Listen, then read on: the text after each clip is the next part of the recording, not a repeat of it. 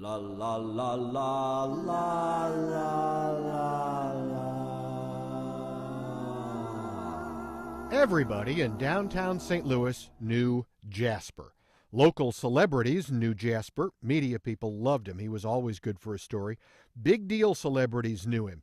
Politicians, jocks, everybody knew Jasper. Even regular people knew Jasper.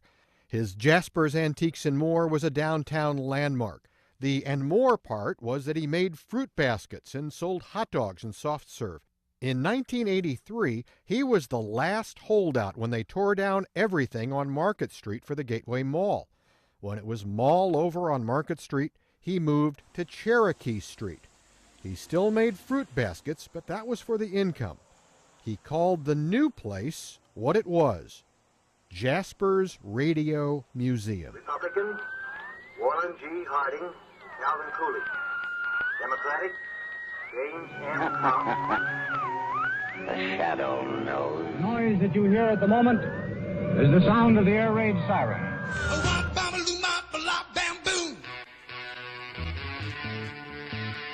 No soap, radios, and more radios. The place on Cherokee Street has been empty since January of last year, ever since and because Jasper died. But the place on Cherokee Street is absolutely packed. Packed. Because Jasper lived. Now the place is being inventoried and cleaned up for an auction. A series of auctions, actually, because the radios in Jasper's place are overwhelming. I don't know if you're ready for this yet. I think I'm ready. Well, It's just more radios. Unbelievable. We've got 6 auctions scheduled. It's the last Saturday of the month in October, November, January, February, March, and April. And we're going to try to put between 400 and 500 items in each of those sales. There's that many pieces. There's that many pieces. And sir, that's only going to put a dent in it. The radios are the draw to the auction, but there's more. Jasper also collected cash registers and medical quackery machines. quack items. Holy moly. And Victrolas and jukeboxes. You're going to uncharted territory no one's been to.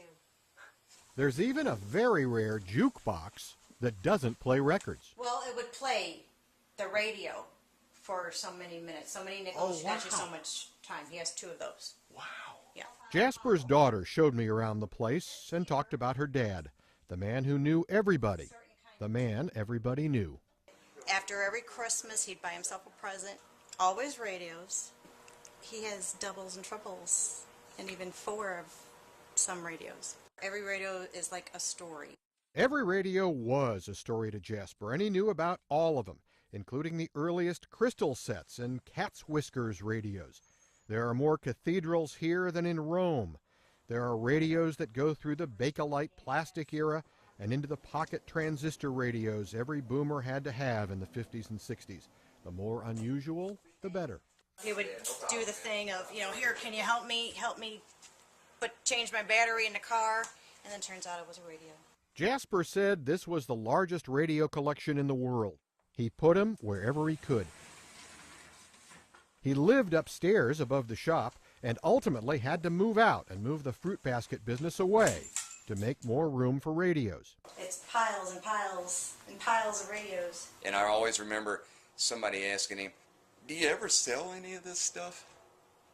And he says, when somebody comes in here and asks me if they could buy a certain item, he says, I always tell them a really high price and I pray to God they don't buy it. He bought what he liked. I guess he didn't care what people thought.